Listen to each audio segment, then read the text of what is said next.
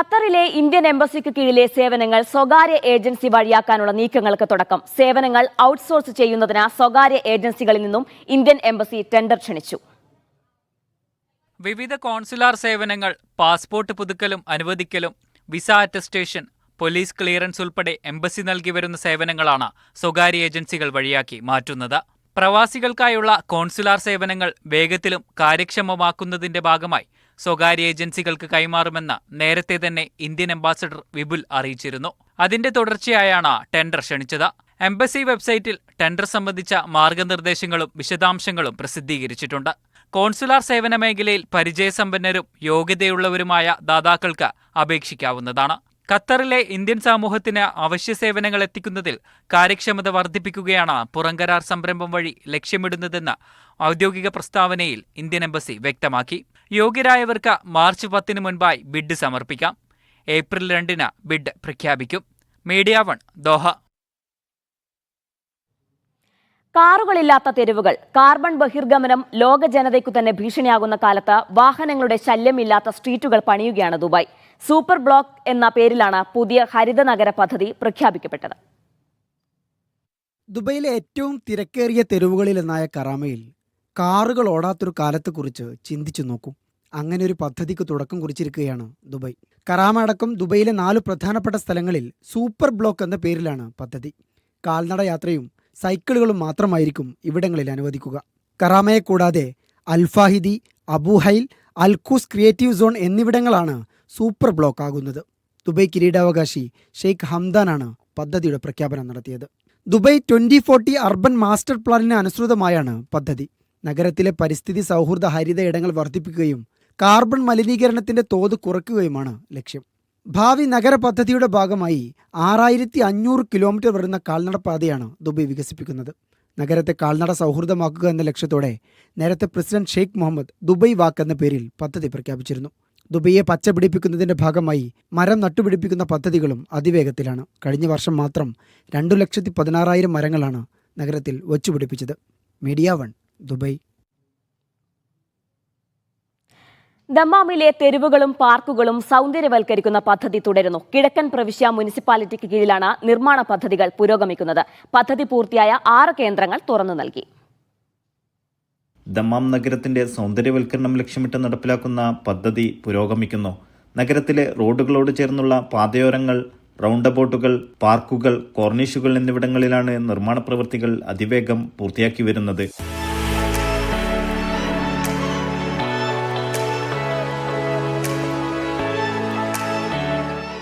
പ്രദേശവാസികളുടെ ജീവിത നിലവാരം ഉയർത്തുന്നതിനും വിനോദ കായിക ശേഷി വളർത്തുന്നതിനും ഹരിതവൽക്കരിക്കുന്നതിനും ലക്ഷ്യമിട്ടാണ് പദ്ധതി നടപ്പിലാക്കുന്നതെന്ന് മുനിസിപ്പൽ അധികൃതർ പറഞ്ഞു.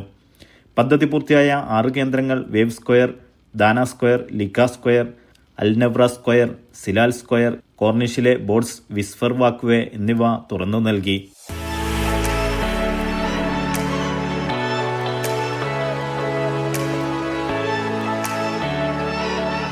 നൗഷാദ് റിക്കൂർ, മീഡിയ 1 ദമ്മാം.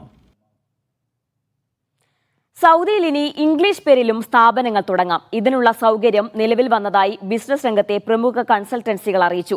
ഇതുവരെ അറബി പേരിൽ സ്ഥാപനം തുടങ്ങാനായിരുന്നു അനുമതി ഉണ്ടായിരുന്നത്. ഇതുൾപ്പെടെ ഈ വർഷം കൂടുതൽ നിക്ഷേപ സൗഹൃദ നിയമമാറ്റങ്ങൾ പ്രതീക്ഷിക്കുന്നതായും ഈ രംഗത്തുള്ളവർ പറയുന്നു. സൗദി അറേബ്യയിലെ ഇതുവരെയുള്ള ചട്ടമനുസരിച്ച് ഏത് സ്ഥാപനങ്ങൾക്കും ഇംഗ്ലീഷ് പേര് പാടുള്ളൂ. CR അഥവാ കൊമേഴ്ഷ്യൽ രജിസ്റ്ററിലും ഇതാണ് രേഖപ്പെടുത്തിയിരുന്നത്. വിദേശ ബ്രാൻഡുകൾക്ക് മാത്രം പ്രത്യേക നിബന്ധനയോടെയായിരുന്നു അനുമതി. എന്നാൽ ഇനി മുതൽ നിലവിലുള്ള പേരുകൾ ഇംഗ്ലീഷിലേക്ക് മാറ്റാം. ഒപ്പം പുതിയ സ്ഥാപനങ്ങൾ തുടങ്ങുന്നവർക്ക് പേര് ഇംഗ്ലീഷിലുമാക്കാം. ഇത് സംബന്ധിച്ച ചട്ടം പ്രാബല്യത്തിൽ വന്നതായി Arab consult house CEO Najeeb മുസാരഗത്ത് പറഞ്ഞു. ഇംഗ്ലീഷിൽ നിങ്ങൾക്ക് പേര് രജിസ്റ്റർ ചെയ്യാം. ഇത്രയും കാലം സൗദി അറേബ്യയിൽ ഇല്ലാതിരുന്ന ഒരു ഫെസിലിറ്റിയാണത്. ഇത്രയും കാലം ഉണ്ടായിരുന്നില്ല. ഇത്രയും കാലം നമുക്ക് അറബിയിൽ മാത്രമായിരുന്നു പേര് രജിസ്റ്റർ ചെയ്യാൻ പറ്റിയിരുന്നത്. അല്ലെങ്കിൽ ഒരു ഫോറിൻ കമ്പനിക്ക് ആ ഫോറിൻ കമ്പനിയുടെ പേര് അതേപോലെ തന്നെ രജിസ്റ്റർ ചെയ്യാനുള്ള സൗകര്യം ഉണ്ടായിരുന്നു. അതിനു പുറമെ ഇനി ഒരു ഫോറിൻ കമ്പനിക്ക് അവരുടെ ഫോറിൻ കമ്പനിയുടെ പേര് എന്ത് തന്നെ ആയാലും ഇംഗ്ലീഷിലുള്ള ഒരു പേര് അവർക്ക് ചൂസ് ചെയ്യാൻ പറ്റും. അത് അറബിയിലുള്ള പേരാണെങ്കിലും ചൂസ് ചെയ്യാൻ പറ്റും, ഇംഗ്ലീഷിലുള്ള പേരാണെങ്കിലും ചൂസ് ചെയ്യാൻ പറ്റും. ഈ ഒരു മാറ്റം വലിയൊരു മാറ്റമാണ്. പേര് രജിസ്റ്റർ ചെയ്യാൻ നിലവിൽ ഫീസും വന്നിട്ടുണ്ട്. ഇനി മുതൽ 200 റിയാലാണ് ഫീസ്. ഇംഗ്ലീഷ് പേരിടാൻ 500 റിയാലും. ഇതിന് വളരെ ചെറിയ ഫീസാണ് ഗവൺമെന്റ് ഏർപ്പെടുത്തിയിരിക്കുന്നത്. ഒരു ഇംഗ്ലീഷ് പേര് രജിസ്റ്റർ ചെയ്യുന്നതിന് 500 റിയാൽ ഫീസും, അതോടൊപ്പം നേരത്തെ അറബിക് പേര് രജിസ്റ്റർ ചെയ്യുന്നതിന് ഫീസ് ഉണ്ടായിരുന്നില്ല.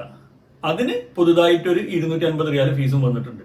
സൗദിയിൽ നിക്ഷേപ സൗഹൃദ അന്തരീക്ഷം സൃഷ്ടിക്കാൻ ഈ വർഷം നിയമമാറ്റങ്ങൾ ഉണ്ടാകുമെന്ന് നിക്ഷേപ മന്ത്രാലയം കഴിഞ്ഞ വർഷം അറിയിച്ചിരുന്നു. ഇതിന്റെ കൂടുതൽ അപ്ഡേറ്റുകൾ വരും ദിനങ്ങളിൽ ഉണ്ടായേക്കുമെന്നും കൺസൾട്ടൻസികൾ ചൂണ്ടിക്കാട്ടുന്നു. Aftab Rahman, media 1, Riyadh. സൗദിയിലെ ഇ കൊമേഴ്സ് വിൽപ്പന പ്ലാറ്റ്ഫോമായ മദ വഴിയുള്ള ഇടപാടുകളുടെ എണ്ണത്തിൽ റെക്കോർഡ് വർധനവ്. ഇതുവഴിയുള്ള ഇടപാടുകൾ ആദ്യമായി 1 കോടിക്ക് മുകളിലെത്തി. കഴിഞ്ഞ വർഷം മദ വഴിയുള്ള ഇടപാടുകളുടെ മൂല്യം 1974 കോടി റിയാലിലെത്തിയതായി ദേശീയ ബാങ്ക് പുറത്തുവിട്ട കണക്കുകൾ വ്യക്തമാക്കുന്നു. സൗദിയിൽ മദ കാർഡുകൾ വഴിയുള്ള ഇ കൊമേഴ്സ് വിൽപ്പന ചരിത്രത്തിലാദ്യമായി പ്രതിവർഷം 1 കോടിക്ക് മുകളിലെത്തിയതായി ദേശീയ ബാങ്കായ സാമ പുറത്തുവിട്ട കണക്കുകൾ വ്യക്തമാക്കുന്നു. 2024 ഇടപാടുകളുടെ എണ്ണം 1,12,00,000 എത്തി. ഇതുവഴിയുള്ള പണമിടപാട് മൂല്യം 1974 കോടി റിയാലായി ഉയർന്നതായും റിപ്പോർട്ട് വ്യക്തമാക്കുന്നു.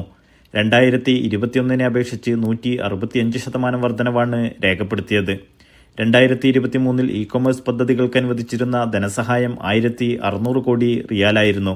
2019 24 ഇടയിൽ ഇ കൊമേഴ്സ് പ്ലാറ്റ്ഫോമുകളുടെ ഉപയോക്താക്കളുടെ എണ്ണത്തിലെ വളർച്ചാ നിരക്ക് 42% എത്തി.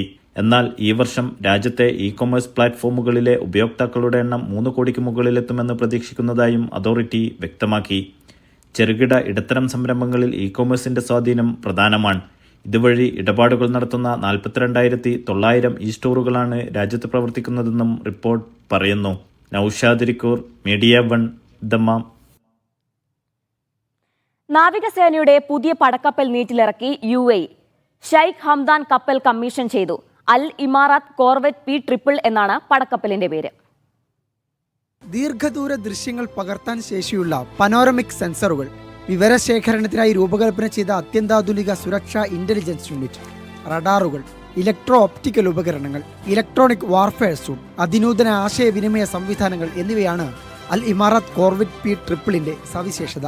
രാജ്യത്തിന്റെ തീരസുരക്ഷ ശക്തിപ്പെടുത്തുന്നതുമായി ബന്ധപ്പെട്ട സുപ്രധാന ചുവടാണ് കപ്പൽ കമ്മീഷൻ ചെയ്തതിലൂടെ സാധ്യമായത്. കപ്പലിലെ കൊടിമരത്തിൽ പ്രതിരോധ മന്ത്രി കൂടിയായ ഷെയ്ഖ് ഹംദാൻ പതാക ഉയർത്തി. ഇതിനു പിന്നാലെ ആകാശത്ത് യുദ്ധവിമാനങ്ങളുടെ പ്രദർശനം. കപ്പലിലെ പ്രധാന സ്ഥലങ്ങളെല്ലാം ഷെയ്ഖ് ഹംദാൻ സന്ദർശിച്ചു. ഉപകരണങ്ങളുടെ പ്രവർത്തന രീതികളും ചോദിച്ചറിഞ്ഞു. പ്രതിരോധ സഹമന്ത്രി Mohammed bin Mubarak Al Mazrouei, സായുധ സേന chief of staff lieutenant general Eisa Saif bin Ablan Al Mazrouei, പ്രതിരോധ മന്ത്രാലയം under secretary lieutenant general Ibrahim Nasser Al Alawi തുടങ്ങിയവർ ചടങ്ങിൽ സന്നിഹിതരായിരുന്നു. മീഡിയ 1, ദുബായ്.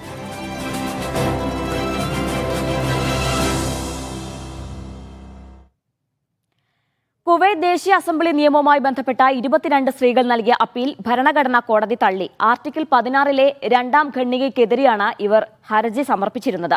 വോട്ടവകാശം വിനിയോഗിക്കാനും മത്സരിക്കാനും ഭരണഘടന, നിയമം, ഇസ്ലാമിക ശരീഅത്ത് എന്നിവയുടെ വ്യവസ്ഥകൾ പാലിക്കണമെന്ന് വ്യവസ്ഥ ചെയ്യുന്നതാണ് 2ാം ഖണ്ഡിക.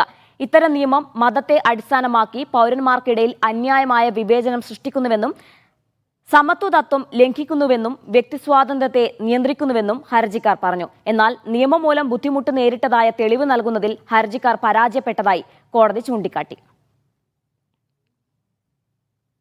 കുവൈത്തിലെ മാധ്യമപ്രവർത്തക ഫജിർ അൽ സയീദിനെതിരായ കേസ് വിധി പറയുന്നത് ഫെബ്രുവരി 13 മാറ്റി. നേരത്തെ ജാമ്യത്തിനുള്ള അപേക്ഷ കോടതി തള്ളിയിരുന്നു. ഇസ്രായേലുമായുള്ള ബന്ധം സാധാരണ നിലയിലാക്കാൻ ആഹ്വാനം ചെയ്തെന്നാരോപിച്ചാണ് അൽ സയീദിനെ അറസ്റ്റ് ചെയ്തത്. രാജ്യത്തിന്റെ ദേശീയ താൽപര്യങ്ങൾക്ക് ഹാനികരമായ പ്രവർത്തനങ്ങൾ നടത്തിയെന്നും ഇസ്രായേൽ ബഹിഷ്കരണ നിയമം ലംഘിച്ചു എന്നുമാണ് ആഭ്യന്തര മന്ത്രാലയം ഇവർക്കെതിരെ പരാതി നൽകിയിരിക്കുന്നത്. എന്നാൽ തനിക്കെതിരായ കുറ്റാരോപണങ്ങൾ അൽ സയീദ് നിഷേധിച്ചു. ഫുജൈറ എമിറേറ്റിലെ തദ്ദേശ സ്വയംഭരണ സ്ഥാപനങ്ങളിലെ ജീവനക്കാരുടെ ശമ്പളം ഫെബ്രുവരി 1 മുതൽ 20% വർദ്ധിപ്പിക്കാൻ ഭരണാധികാരി ഷെയ്ഖ് ഹമദ് ബിൻ മുഹമ്മദ് അൽ ഷർഖി ഉത്തരവിട്ടു. ജീവനക്കാരുടെ ജോലി സ്ഥിരതയെ പിന്തുണയ്ക്കുക എന്ന ലക്ഷ്യത്തോടെയാണ് തീരുമാനം. തൊഴിലാളികളുടെ സാമ്പത്തിക ഭാരങ്ങൾ ലഘൂകരിക്കുന്നതിന് ഗവൺമെന്റ് അവതരിപ്പിച്ച നയങ്ങളുടെ ഭാഗം കൂടിയാണ് ശമ്പള വർധന.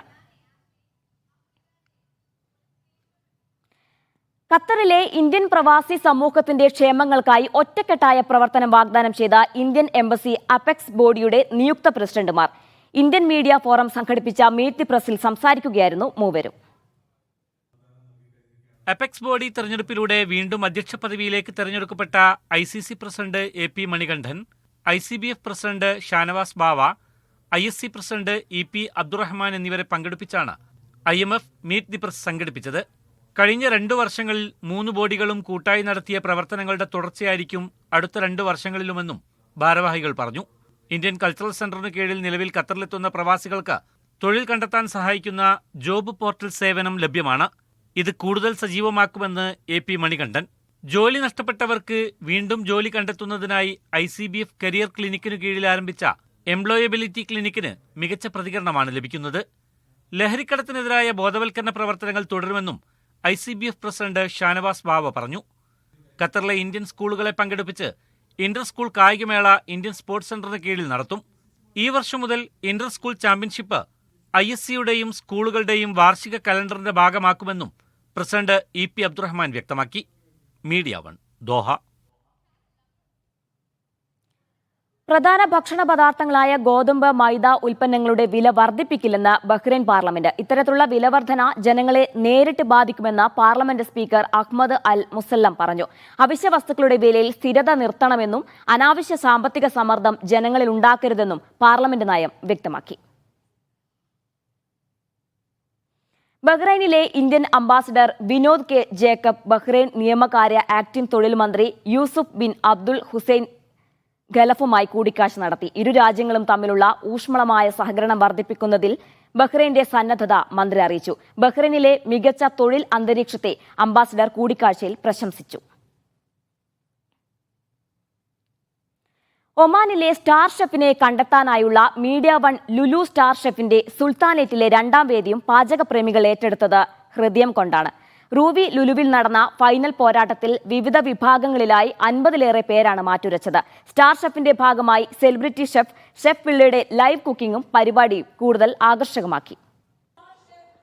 ഒമാനിലെ Zohar ലുലുവിൽ star ഷെഫിനെ കണ്ടെത്തിയാണ് media 1 റൂവിലെത്തിയത്.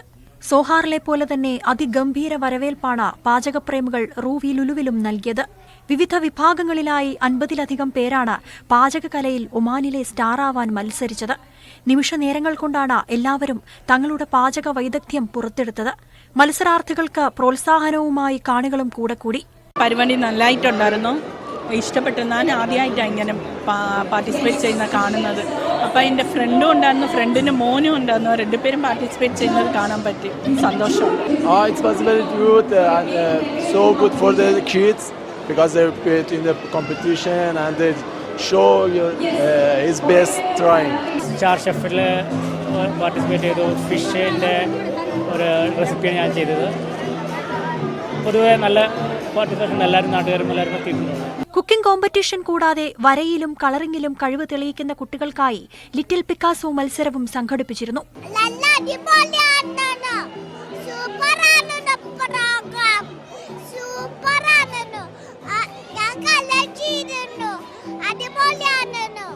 It was very nice.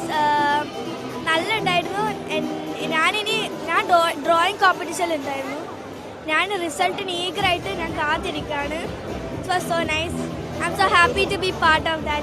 Celebrity ഷെഫായ ഷെഫ് പിള്ളയുടെ ലൈവ് കുക്കിംഗ് ആണ് കാണികളേറെ ആവേശത്തോടെ ഏറ്റെടുത്ത മറ്റൊന്ന്. ഇന്നലെ നമ്മൾ സൊഹാറിലായിരുന്നു. ഇപ്പോൾ റൂബിയിലേക്ക് വന്നപ്പോഴത്തേക്ക് ഈ ലുലു റൂബിയിലുണ്ടായിരിക്കുന്ന ഭയങ്കരമായ ഫാമിലീസിൻ്റെ കംപ്ലീറ്റ് ഒരു ഇൻവോൾവ്മെൻറ്റ്, വളരെ വാശിയേറിയ മത്സരം, കുട്ടികളുടെ മത്സരം, അവരെല്ലാം വളരെ എനർജറ്റിക് ആയിട്ട് നമുക്ക് ഇത്ര ഓഡിയൻസിന് മുമ്പിൽ ഈ പരിപാടി നടത്തുമ്പം നമ്മളും അതേപോലെ ഓവർവെൽംഡ് ആവുകയാണ്. ഗംഭീരമായ ഒരു പരിപാടി. Media 1 Muscat. ഇസ്ലാമിക ചരിത്രത്തിൽ ശ്രദ്ധേയമായ സുബൈദ കനാലിന്റെ അരികെ ചരിത്ര പ്രദർശനവും ആഘോഷ പരിപാടികളും തുടരുന്നു. മക്കയിലെ സുബൈദ കനാലിന് സമീപത്താണ് പരിപാടികൾ പുരോഗമിക്കുന്നത്. മാർച്ച് 22 വരെ പരിപാടി നീണ്ടുനിൽക്കും. ഐൻ സുബൈദയുടെ ചരിത്രത്തിലേക്ക് വെളിച്ചം വീശുന്ന സാംസ്കാരിക പൈതൃക വിനോദ പരിപാടികളാണ് മക്കയിലെ മുസ്ദലിഫയിൽ ഒരുക്കിയിട്ടുള്ളത്. മുതിർന്നവരെയും കുട്ടികളെയും ഒരുപോലെ ആകർഷിക്കുന്നതാണ് പ്രദർശനങ്ങൾ.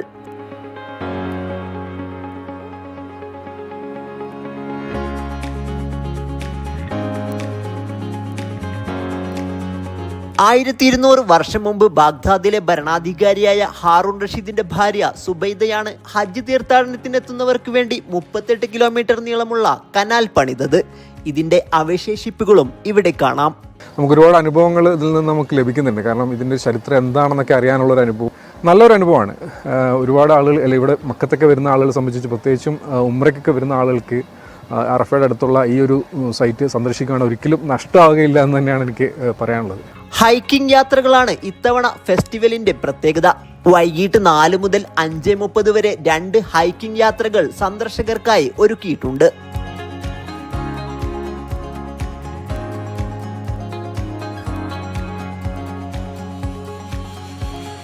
സുബൈദ കനാലിന്റെ കഥ പറയുന്ന നാടകവും സന്ദർശകരെ ഏറെ ആകർഷിക്കും. കുട്ടികൾക്കായി വിനോദ പരിപാടികളുമുണ്ട്. സൗജന്യമാണ് പ്രവേശനം. ഐനു സുബൈദയുടെ ചരിത്രങ്ങൾ അടയാളപ്പെടുത്തുകയാണ് ഇവിടെ. മക്കയിൽ നിന്നും Sabith Saleem, media 1. IPC global media അസോസിയേഷന്റെ സാഹിത്യ സംഗമവും തോന്നിക്കൽ പുരസ്കാര സമർപ്പണവും നാളെ ഷാർജ വർഷിപ്പ് സെന്ററിൽ നടക്കും. എഴുത്തുകാരൻ ഫാദർ ജോബി ജോസ് കട്ടിക്കാട് മുഖ്യാതിഥിയാകും. പ്രസിഡന്റ് PC ഗ്ലെന്നിയയുടെ അധ്യക്ഷതയിൽ പാസ്റ്റർ വിൽസൺ ജോസഫ് ഉദ്ഘാടനം ചെയ്യും. തോന്നിക്കൽ സാഹിത്യ പുരസ്കാരം സജി മത്തായി കാതേഡ് ഏറ്റുവാങ്ങും. കുവൈത്തിലെ ഹവല്ലിയിൽ വ്യാജ പോലീസ് ഉദ്യോഗസ്ഥർ ചമഞ്ഞെത്തിയ 2 പേർ പ്രവാസിയിൽ നിന്ന് 1500 ദിനാർ കൊള്ളയടിച്ചു. തിരിച്ചറിയൽ കാർഡ് വാങ്ങിയ പ്രതികൾ വാഹനത്തിൽ കയറ്റി പ്രവാസികളിൽ നിന്ന് പണവും ചെക്കും മോഷ്ടിക്കുകയായിരുന്നു. ഹവല്ലി ഇൻവെസ്റ്റിഗേറ്റർ ടീം പ്രതികൾക്കായി തിരച്ചിൽ ആരംഭിച്ചു. സംഭവ ദൃശ്യങ്ങൾ പരിശോധിച്ച അധികൃതർ അന്വേഷണത്തിന് ഉത്തരവിട്ടിട്ടുണ്ട്. KAG കുവൈത്ത് ഖുർആൻ സ്റ്റഡി സെന്റർ പരീക്ഷാഫലം പ്രഖ്യാപിച്ചു. വിശുദ്ധ ഖുർആനിലെ അന്നിസ അധ്യായത്തിലെ 2ാം ഭാഗം അടിസ്ഥാനമാക്കിയാണ് പരീക്ഷ നടത്തിയത്. അബ്ദുൽ നാസർ, KP ജഫ്സീർ, ആസിഫ് ഖാലിദ് എന്നിവർ ആദ്യ 3 റാങ്ക് കരസ്ഥമാക്കി. ഓപ്പൺ ബുക്ക് രൂപത്തിൽ ഓൺലൈനിൽ നടന്ന പരീക്ഷയിൽ 470 പേർ പങ്കെടുത്തു. അന്നിസ അധ്യായത്തിന്റെ 3ാം ഭാഗം അടിസ്ഥാനമാക്കിയുള്ള പുതിയ കോഴ്സ് അടുത്തയാഴ്ച ആരംഭിക്കുമെന്ന് ഖുർആൻ സ്റ്റഡി സെന്റർ കൺവീനർ നിയാസ് ഇസ്ലാഹി അറിയിച്ചു. മലങ്കര യാക്കോബായ സുറിയാനി ഓർത്തഡോക്സ് സഭ മുൻ ഭദ്രസനാധിപൻ ഡോക്ടർ മാർ കൂറിലോസ് ഗീവർഗീസ് തിരുമേനിയെ കേരള ഇസ്ലാമിക് ഗ്രൂപ്പ് കുവൈത്ത് നേതാക്കൾ സന്ദർശിച്ചു. അബ്ബാസിയയിലുള്ള മലങ്കര ഓർത്തഡോക്സ് ചർച്ചിൽ വെച്ചാണ് നേതാക്കൾ കൂടിക്കാഴ്ച നടത്തിയത്. പരസ്പര ബന്ധങ്ങൾ കൂട്ടിച്ചേർക്കേണ്ടത് കാലഘട്ടത്തിന്റെ ആവശ്യമാണെന്ന് ഗീവർഗീസ് തിരുമേനി പറഞ്ഞു. KIG Kuwait president PT Shareef, Firoz Hameed, Anwar Sayyid, Manaf Kochumarakkar, Sabik Yousuf എന്നിവർ പങ്കെടുത്തു. GCCയിലെ പ്രമുഖ റെസ്റ്റോറന്റ് ശൃംഖലയായ ടീ ടൈമിന്റെ സംരംഭമായ കീമ ചപ്പാത്തിയുടെ ബഹ്റൈനിലെ പുതിയ ശാഖ പ്രവർത്തനം ആരംഭിച്ചു. ഉദ്ഘാടന ചടങ്ങിൽ നിരവധി പേർ പങ്കെടുത്തു. ടീ ടൈമിന് കീഴിലുള്ള ബഹ്റൈനിലെ 11ാമത് സംരംഭമായ കീമ ചപ്പാത്തിയുടെ 2ാമത് ശാഖ ബഹ്റൈനിലെ സീഫിലാണ് ആരംഭിച്ചത്. സമസ്ത ബഹ്റൈൻ പ്രസിഡന്റ് ഫക്രുദ്ദീൻ തങ്ങൾ സ്ഥാപനം ഉദ്ഘാടനം ചെയ്തു. മാനേജ്മെന്റ് പ്രതിനിധികളായ ഖുറേഷ് അഹമ്മദ് അലി ദാദാഭായ്, മുഹമ്മദ് അഷ്റഫ് വെള്ളുവക്കണ്ടി, മുഹമ്മദ് മീത്തര വീട്ടിൽ, ഹാഷിം യാക്കൂബ്, അഹമ്മദ് അബ്ദുള്ള മുഹമ്മദ് എന്നിവർ സന്നിഹിതരായിരുന്നു. ഉപഭോക്താക്കൾക്കായി വിഭവങ്ങളിൽ മികച്ച ഗുണനിലവാരം ഉറപ്പുവരുത്തിയതായി മാനേജിംഗ് ഡയറക്ടർമാരായ മുഹമ്മദ് അഷ്റഫ് വെള്ളുവക്കണ്ടി, മുഹമ്മദ് മീത്തല വീട്ടിൽ എന്നിവർ പറഞ്ഞു. വളരെ സന്തോഷമുണ്ട്. ഇത് നമ്മുടെ 11ാമത്തെ ബ്രാഞ്ചായത്. അപ്പോൾ ഈ ടീ ടൈമിൻ്റെ തന്നെ വേറൊരു സംരംഭമാണ് ഞങ്ങൾ കീമ ചപ്പാത്തി എന്ന് പറഞ്ഞാൽ ഇതിപ്പോൾ തുടങ്ങിയിട്ടുണ്ട്. ഓൾറെഡി കീമ ചപ്പാത്തി ഒരെണ്ണം ഇവിടെ ഉണ്ട്. ഇതിപ്പോൾ 2ാമത്തെ കീമ ചപ്പാത്തിയാണ്. ഇൻഷാ അല്ലാ കസ്റ്റമേഴ്സിൻ്റെ ഇവിടെ മൊത്തത്തിൽ നല്ലൊരു പ്രതികരണമാണ്. അപ്പോൾ ഇൻഷാ അല്ലാ നമ്മൾ ഇനിയും മുന്നോട്ട് കൂടുതൽ ഇൻഷാ അല്ലാ നല്ല ക്വാളിറ്റിയും നല്ലൊരു സർവീസുമായിട്ട് മുന്നോട്ട് പോകാമെന്നുള്ളതാണ് ഇൻഷാ അല്ലാ. ഞങ്ങളിപ്പോൾ ഓൾറെഡി ഇപ്പോൾ കീമ ചപ്പാത്തി അല്ല, ടീ ടൈമിൻ്റെ ഒരെണ്ണം ഇപ്പോൾ ഞങ്ങൾക്ക് അഹമ്മദ് ടൗണിൽ ഒരെണ്ണം ഓൾമോസ്റ്റ് പണിയെല്ലാം കഴിഞ്ഞ് ഇങ്ങനെ നിൽക്കുകയാണ്. ഇനി അടുത്ത് തന്നെ പിന്നെ സിദ്ര അവിടെ ഒരെണ്ണം സ്റ്റാർട്ട് ചെയ്യാൻ നിൽക്കുന്നുണ്ട്. പിന്നെ ഇൻഷാ അല്ലാ അങ്ങോട്ട് കൂടുതൽ ബ്രാഞ്ചുകൾ വരും. സ്വദേശികളുടെയും വിവിധ രാജ്യങ്ങളിൽ നിന്നുള്ള പ്രവാസികളുടെയും വ്യത്യസ്ത അഭിരുചികൾക്ക് ഇണങ്ങുന്ന രീതിയിലാണ് കീമ ചപ്പാത്തിയുടെ ശാഖ ഒരുക്കിയിരിക്കുന്നത്. സമീപഭാവിയിൽ ബഹ്റൈനിൽ പുതിയ ശാഖകൾ ആരംഭിക്കുമെന്ന് മാനേജ്മെന്റ് അറിയിച്ചു. Media 1 Bahrain. UAE പൊതുമാപ്പുമായി ബന്ധപ്പെട്ട് കോൺസുലേറ്റിലെ ഹെൽപ്പ് ഡെസ്കിൽ വോളണ്ടിയർമാരായി പ്രവർത്തിച്ച ദുബൈ KMCC പ്രവർത്തകരെ ആദരിച്ച ഇന്ത്യൻ കോൺസുലേറ്റ്. കോൺസുലേറ്റ് ഹാളിൽ നടന്ന ചടങ്ങിൽ കോൺസുൽ ജനറൽ സതീഷ് കുമാർ ശിവൻ പ്രശംസാപത്രം കൈമാറി. പൊതുമാപ്പ് കാലയളവിൽ വോളണ്ടിയർമാർ നടത്തിയ സേവനം നിസ്തുലമായിരുന്നുവെന്ന് കോൺസുൽ ജനറൽ പറഞ്ഞു. അഡ്വക്കേറ്റ് സാജിദ് അബൂബക്കർ, മുഹമ്മദ് അഷ്റഫ് വൈമരത്തിൽ, ഹംസ നടുവണ്ണൂർ, സഫിയ മൊയ്തീൻ, നജ്മ സാജിദ്, ഷാജിദ ഫൈസൽ എന്നിവരാണ് ആദരം ഏറ്റുവാങ്ങിയത്.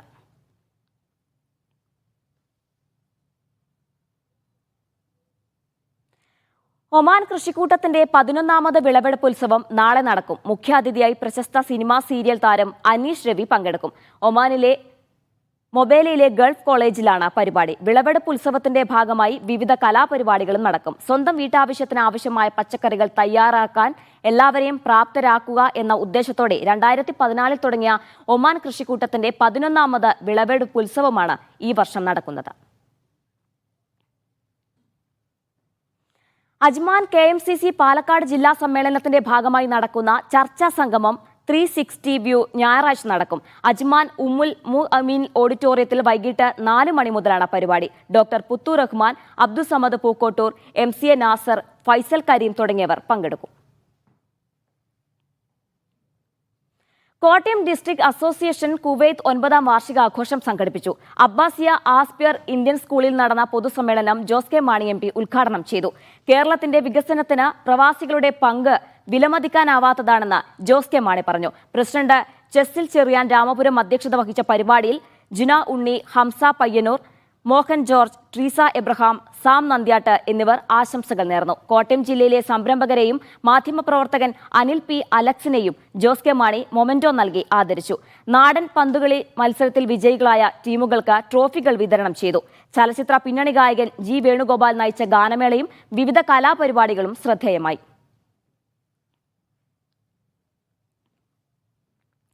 പ്രവാസി welfare Saudi Al Khobar regional committee republic ദിനത്തോടനുബന്ധിച്ച് ചർച്ചാ സംഗമം സംഘടിപ്പിച്ചു. റിപ്പബ്ലിക് ഡേ പൗരാവകാശങ്ങളുടെ ഓർമ്മദിനം എന്ന പേരിലായിരുന്നു പരിപാടി.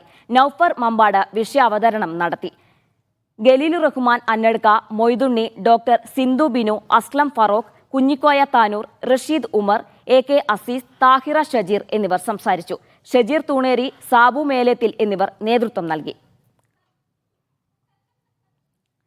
2.5 പതിറ്റാണ്ടിന് ശേഷം നാട്ടിലേക്ക് മടങ്ങുന്ന ഇന്ത്യൻ എംബസി ഉദ്യോഗസ്ഥൻ യൂസഫ് കാക്കഞ്ചേരിക്ക് റിയാദിലെ റഹീം നിയമസഹായ സമിതി യാത്രയയപ്പ് നൽകി.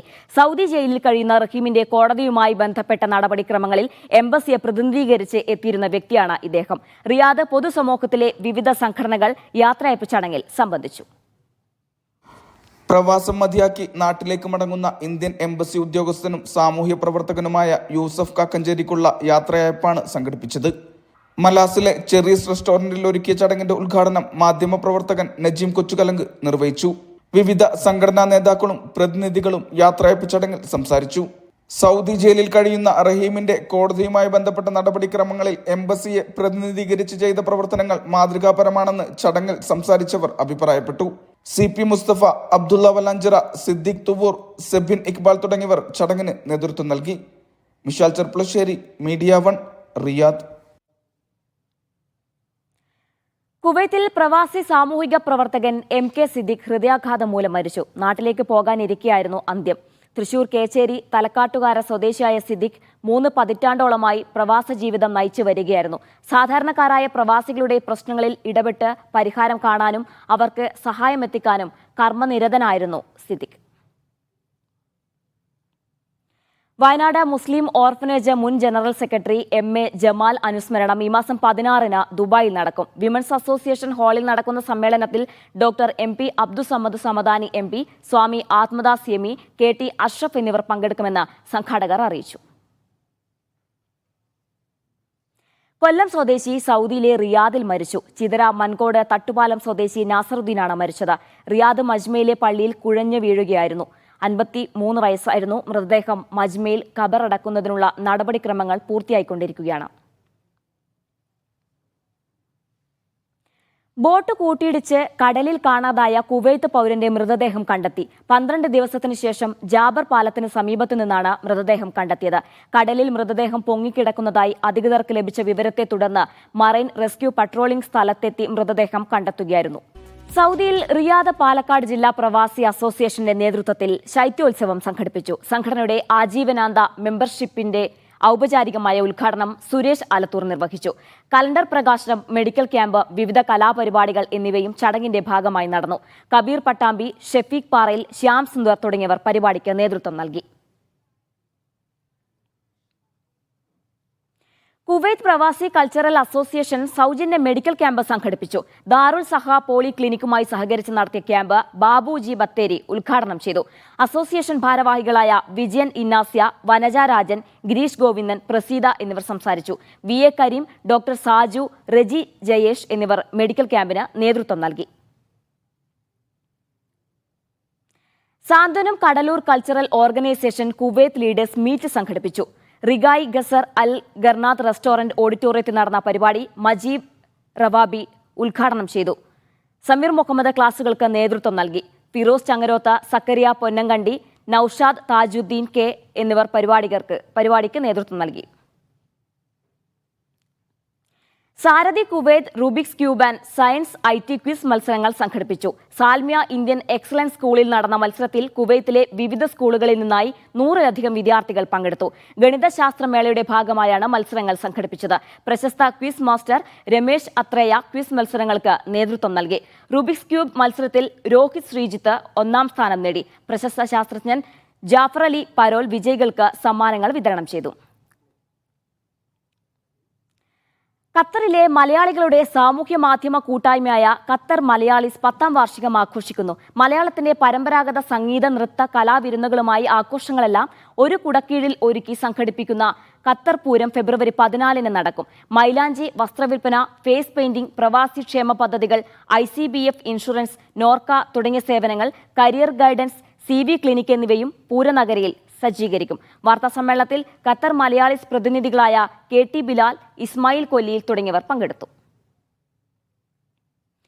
ഉപഭോക്താക്കൾക്കായി ഏറ്റവും കുറഞ്ഞ നിരക്കിൽ ഉൽപ്പന്നങ്ങൾ ലഭ്യമാക്കി വീക്കെൻഡ് ഗ്രാബ് ഓഫറുമായി ഒമാനിലെ ഹൈപ്പർ മാർക്കറ്റ് ശൃംഖലയായ നെസ്റ്റോ ഹൈപ്പർ. ഫെബ്രുവരി 6 മുതൽ 9 വരെയാണ് വീക്കെൻഡ് ഗ്രാബ് ഓഫർ. ഹോം അപ്ലയൻസ് ഉൽപ്പന്നങ്ങൾക്കായുള്ള മൈ കിച്ചൺ ബിഗ് ഡീൽസിന് ഉപഭോക്താക്കളിൽ നിന്ന് മികച്ച പ്രതികരണമാണ് ലഭിക്കുന്നത്. ഒമാനിലെ എല്ലാ നെസ്റ്റോ ഹൈപ്പർ മാർക്കറ്റുകളിലും ഓഫർ ലഭ്യമാണ്. റമദാന് മുന്നോടിയായി തെരഞ്ഞെടുത്ത ഉൽപ്പന്നങ്ങളെല്ലാം പകുതിയിലും താഴെ വിലയിൽ ലഭ്യമാക്കുന്ന വീക്കെൻഡ് ഗ്രാബ് ഓഫറിലാണ് ഒമാനിലെ ഉപഭോക്താക്കൾക്കായി നെസ്റ്റോ അവതരിപ്പിക്കുന്നത്. പഴങ്ങൾ, പച്ചക്കറികൾ, ഭക്ഷ്യ എണ്ണ, നട്ട്സ് തുടങ്ങിയവയെല്ലാം മികച്ച ഓഫറോടെ സ്വന്തമാക്കാം. ഫെബ്രുവരി 6 മുതൽ 9 വരെയാണ് വീക്കെൻഡ് ഗ്രാബ് ഓഫർ നീണ്ടു നിൽക്കുക.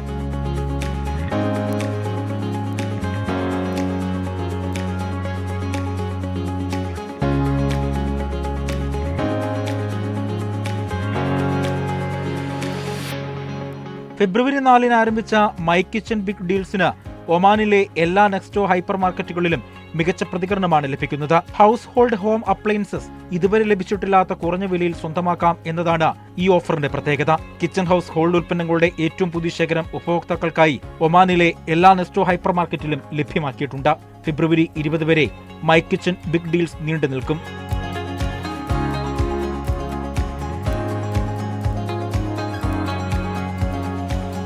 അതേസമയം സലാലയ്ക്ക് ശേഷം ഒമാനിലെ മറ്റു നെസ്റ്റോകളിലും ഇനാം റിവാർഡ് ലോയൽറ്റി ആപ്പ് നെസ്റ്റോ അവതരിപ്പിച്ചിട്ടുണ്ട്. ഏപ്രിൽ 30-ന് മുൻപ് ഡൗൺലോഡ് ചെയ്യുന്നവർക്ക് 50 ബോണസ് പോയിന്റും ലഭിക്കും. തത്സമയം റിവാർഡുകളും കിഴിവുകളും ലഭിക്കുന്നു എന്നതാണ് ഇനാമിന്റെ പ്രത്യേകത. കൂടാതെ ഏറ്റവും അടുത്തുള്ള നെസ്റ്റോ കണ്ടെത്താനും ഇനാം സഹായിക്കും. Media 1 Oman. Kuwait city Marthoma ഇടവകയുടെ 22ാമത് കുടുംബ സംഗമം നടന്നു. നാഷണൽ ഇവാഞ്ചലിക്കൽ ചർച്ച് അങ്കണത്തിലായിരുന്നു പരിപാടികൾ. സെന്റ് ജോർജ് സിറിയൻ ഓർത്തഡോക്സ് ഇടവക വികാരി ഫാദർ ജിതിൻ സ്റ്റീഫൻ ഉദ്ഘാടനം ചെയ്തു. ഇടവക വികാരി reverend doctor Feno M. Thomas അധ്യക്ഷനായിരുന്നു. PJ സിബി, ജേക്കബ് വർഗീസ്, പ്രമോദ് മാത്യു തോമസ് എന്നിവർ സംസാരിച്ചു. സൗദി അൽക്കോബാറിലെ ടോസ്റ്റ് മാസ്റ്റേഴ്സ് ക്ലബ്ബുകളുടെ വാർഷിക സംഗമവും മത്സരവും സംഘടിപ്പിച്ചു. 7 ക്ലബ്ബുകളിൽ നിന്നായി 70-ലേറെ പേർ പങ്കെടുത്ത മത്സരത്തിൽ വിജയികളായ ഹാരിഷ് PV, മുഹമ്മദ് മുനീർ എന്നിവർക്ക് സമ്മാനങ്ങൾ വിതരണം ചെയ്തു. ഖദീജ ഹബീബ്, ഷൈല കോയ, സതീഷ് കുമാർ, ലീന ഉണ്ണികൃഷ്ണൻ എന്നിവർ നേതൃത്വം നൽകി. റെഡ് ബെൽറ്റ് അക്കാദമിയുടെ 12ാം വാർഷികത്തോടനുബന്ധിച്ച് ഇന്റർ ഡോജോ മത്സരങ്ങളുടെ 7ാം സീസൺ ഷാർജ സഫാരി മോളിൽ നടന്നു. ഷാർജ, ഉമ്മുൽ ഖുവൈൻ, അജ്മാൻ എന്നിവിടങ്ങളിൽ നിന്നുള്ള 500ഓളം കുട്ടികൾ പങ്കെടുത്തു. വിജയികൾക്ക് റെഡ് ബെൽറ്റ് അക്കാദമി സ്ഥാപകൻ ഷിഫു മുജീബ്, MD ഷിഫു ഷൌക്കത്ത് എന്നിവരുടെ സാന്നിധ്യത്തിൽ ട്രോഫികളും സർട്ടിഫിക്കറ്റുകളും വിതരണം ചെയ്തു. ഷെയ്ഖ് ഖാലിദ് ബിൻ സുൽത്താൻ അൽ ഖാസിമി, യൂസഫ് അലി, അബ്ദുൾ റഹ്മാൻ അൽ ബറാഖ് എന്നിവർ ചേർന്ന് മത്സരങ്ങൾ ഉദ്ഘാടനം ചെയ്തു. ബഹ്റൈനിൽ വടകര സഹൃദയ വേദിയുടെ നേതൃത്വത്തിൽ നവവത്സരം 2025 എന്ന പേരിൽ കുടുംബസംഗമം സംഘടിപ്പിച്ചു. 300ഓളം പേർ പങ്കെടുത്തു. പ്രസിഡന്റ് ആർ പവിത്രൻ അധ്യക്ഷത വഹിച്ച പരിപാടിക്ക് ശശിധരൻ, ശ്രീജിത്ത് എന്നിവർ നേതൃത്വം നൽകി.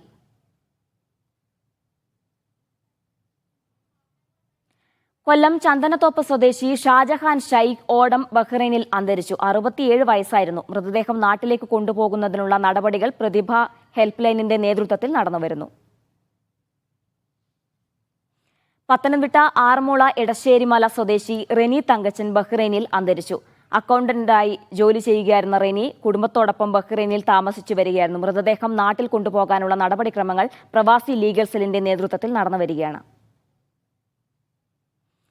ഐവ കുവൈത്ത് ഫഹാഹിൽ യൂണിറ്റിന്റെ നേതൃത്വത്തിൽ ഹെൽത്തി സലാഡ് കോമ്പറ്റീഷൻ സംഘടിപ്പിച്ചു. നിരവധി പേർ പങ്കെടുക്കുന്ന സലാഡ് മത്സരത്തിൽ ഷംന 1ാം സ്ഥാനം നേടി. പരിപാടിയോടനുബന്ധിച്ച് നടന്ന പഠന സംഗമത്തിന് കേന്ദ്ര പ്രതിനിധി സഭാ അംഗം EC ആയിഷ നേതൃത്വം നൽകി. നസീബ ജസീൽ, ജസ്ന ബാസിൽ, ജുബീന സനോജ്, നിയ ജുമാൻ എന്നിവർ പരിപാടികൾ നിയന്ത്രിച്ചു. പ്രധാന ഗൾഫ് നഗരങ്ങളിലെ താപനില. ഖത്തറിലെ കൂടിയ താപനില 26 ഡിഗ്രി സെൽഷ്യസ്, കുറഞ്ഞത് 15 ഡിഗ്രി സെൽഷ്യസ്. ബഹ്റൈനിൽ കൂടിയ താപനില 20 ഡിഗ്രി സെൽഷ്യസ്, കുറഞ്ഞത് 13 ഡിഗ്രി സെൽഷ്യസ്. ദുബായിൽ കൂടിയ താപനില 25 ഡിഗ്രി സെൽഷ്യസ്, കുറഞ്ഞ താപനില 13 ഡിഗ്രി സെൽഷ്യസ്. അബുദാബി കുറഞ്ഞ താപനില 13 ഡിഗ്രി സെൽഷ്യസ്, കൂടിയ താപനില 26 ഡിഗ്രി. കുവൈത്ത് കൂടിയ താപനില 19 ഡിഗ്രി സെൽഷ്യസ്, കുറഞ്ഞ താപനില 15 ഡിഗ്രി സെൽഷ്യസ്. കറൻസി വിനിമയ നിരക്ക്.